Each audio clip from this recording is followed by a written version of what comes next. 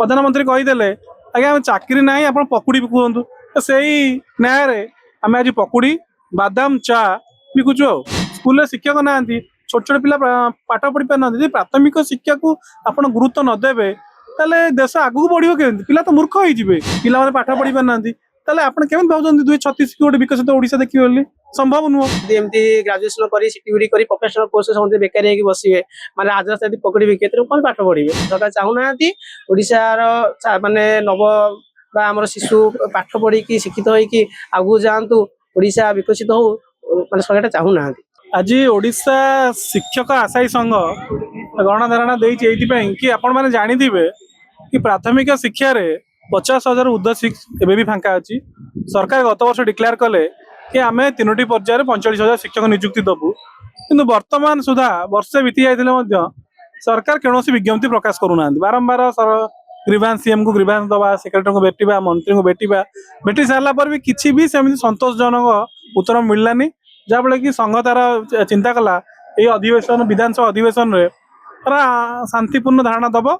सरकार को चेताई दब कि सरकार आमको निजुक्ति न दियंती परवर्ती मुहूर्त में लक्ष लक्ष जो आशायी अच्छा सारा ओडिशा रे से निष्पत्ति नेबे तो से आज अभिनव उपाय प्रतिभा जनाऊँ तो देखो समस्ते सिटी ग्रेजुएट सिटी बीडी करथिबा पिला माने सरकार जदि आंको निजुक्ति न देबे ताले आंको सिटी बीडी कोन पई करूथले तो कोन करिवे माने आंबार बाट नाही मुख्यमंत्री प्रधानमंत्री कहीदेले आज्ञा चाकरी ना आप पकुड़ी बिकुंतु तो से न्याय रे आम आज पकुड़ी बादाम चा बिकुचु आम चाहूँ सरकार यही चलित वर्ष यथा शीघ्र मासक भितर 20,000 शिक्षक नियुक्ति दियंतु देख 2023 मसीह किसी कनिष्ठ शिक्षक चाकरी पाइले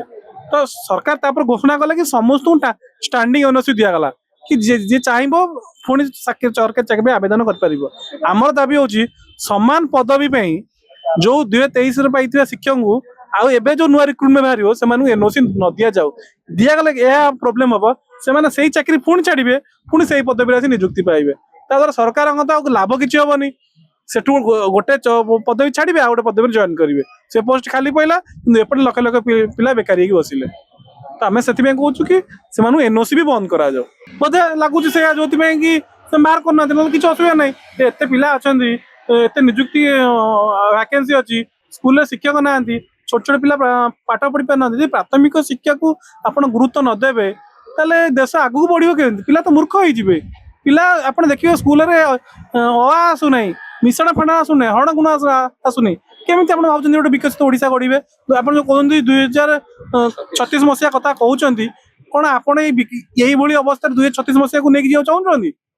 बेकारी शिक्षक ये शिक्षक मान चाकरी ना पिला पाठ पढ़ी पार ना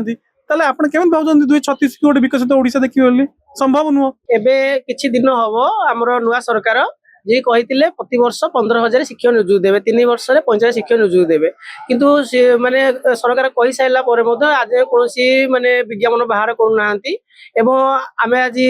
दीर्घ 7 वर्ष होला सिटीबीडी करिकि बेकार हेकि बसछु सेति बे आज आमे राजरास्ता रे माने धारणा दा पे आसछु गण धारणा दउछु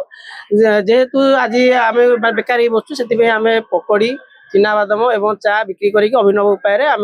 सरकार को जनाऊँ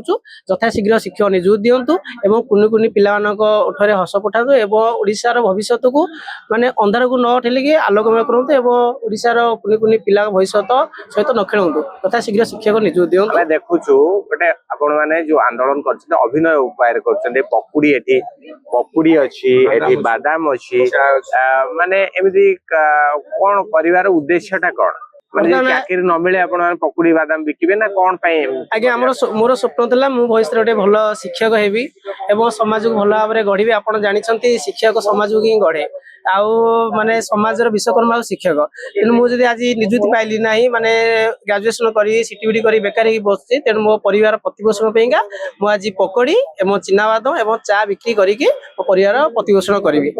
चाकरी जब न मिले चाकरी जो जगह न मिली मुझे जाके पकड़ी चा एवं चिनाबादाम बिकिकी परिवार प्रतिपोषण परिवार प्रतिपोषण आज्ञा कष्ट तो आज्ञा हूँ माने समस्ते देखुंट ओडिशा लोक देखुंट आउ काली काली आउ के भी माने पाठ प्रति आग्रह देवेनि के शिक्षा लाभ ठीक करेंगे जदि एमती ग्रेजुएशन करी सिटीबीडी करी प्रोफेशनल कोर्स समझे बेकारी होगी बसिबे माने आज रास्ता पकड़ी केते कौन पाठ पढ़िबे ଓଡ଼ିଶାର ଭବିଷ୍ୟତ କାଲି ଅନ୍ଧାରକୁ ପଳେଇବ ଏବଂ ସରକାର ଜାଣିକି ଓଡ଼ିଶାର ଭବିଷ୍ୟତକୁ ଅନ୍ଧାର ଉଠେଇବ। ଆଉ ସରକାର ଚାହୁଁଛନ୍ତି ସମସ୍ତେ ଏମିତି ପାଠ ନ ପଢନ୍ତୁ, ଗୁଣ୍ଡା ବଦମାସି କରନ୍ତୁ, ତାଙ୍କ ପଛରେ ଗୋଡ଼ାନ୍ତୁ। ଆଉ ସେ ହାତ ଟେକା ଦଉଛନ୍ତି ମାନେ 5 ଟଙ୍କା 10 ଟଙ୍କା ପାଇଁ ତାଙ୍କ ପଛରେ ଗୋଡ଼ାନ୍ତୁ, ତାଙ୍କ ରାଲି କରନ୍ତୁ। ସରକାର ସେଇଟା ହିଁ ଚାହୁଁଛନ୍ତି। ସରକାର ଚାହୁଁନାହାନ୍ତି ଓଡ଼ିଶାର ମାନେ ବା ଆମର ଶିଶୁ ପାଠ ପଢିକି ଶିକ୍ଷିତ ହେଇକି ଆଗକୁ ଯାଆନ୍ତୁ, ଓଡ଼ିଶା ବିକଶିତ ହଉ, ମାନେ ସରକାର ଚାହୁଁନାହାନ୍ତି।